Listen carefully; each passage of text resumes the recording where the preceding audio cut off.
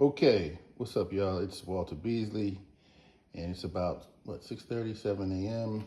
here, and I'm cooking a little bit today. Haven't decided exactly what, but to start, I'm gonna cook corn pudding. So it's a recipe that was given to me by my dear late Aunt Julia Hardy, and the way I do mine, I don't do it that often, so sometimes I try some things, but I think I remember this one. There's some cornstarch to thicken it up, um, a can of corn, and I gotta check the expiration date. I think it's the wrong corn. Corn pudding, where am I? Whole kernel corn, and a can of cream corn, sugar, evaporated milk, cinnamon, vanilla, and you mix it's very easy. You mix them all together.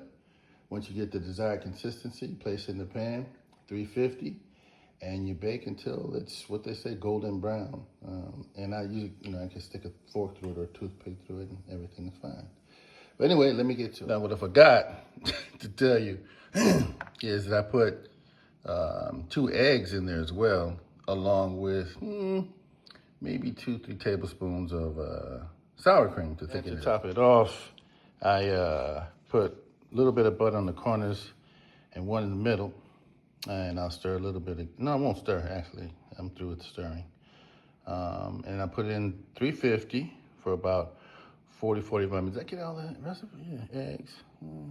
I added eggs, and I added sour cream, and I added butter. So that's it, pretty easy. And I'll show it to you when I get out. Okay, here's another one. Learned this a little while ago. I guess it's called Mexican spoon bread, I think. But I ran out of some ingredients, so I don't know how this is gonna turn out. What I do have is a box of Jiffy corn mix right there.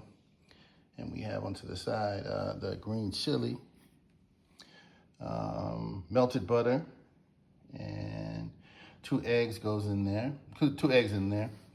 And we have over here hiding cheese. Am I missing anything? Well, I'll know in a minute. But I think you're supposed to put some soda in. I mean, the soda thing in there, but I don't have any. So, and I don't have any of the other stuff. So I substituted oat flour, and we're gonna see how that works. But it should be okay. I mean, it's gonna be edible, I guess. Edible. So I think that's it. The chili, Jiffy mix, cheese, oat flour, butter, 2 eggs. I don't know if I said that. And that should be about it. Yeah, because I don't have anything else. And what you do is you mix the wet stuff first, like, the eggs, the milk. Oh, the milk. A cup of milk. A couple of milk, eggs, blah, blah, blah, butter, boom, boom, boom. And then you mix the dry stuff because I only had oat flour in the back. That's all I did. So we'll see how it comes out. So what I did here is I put a layer of the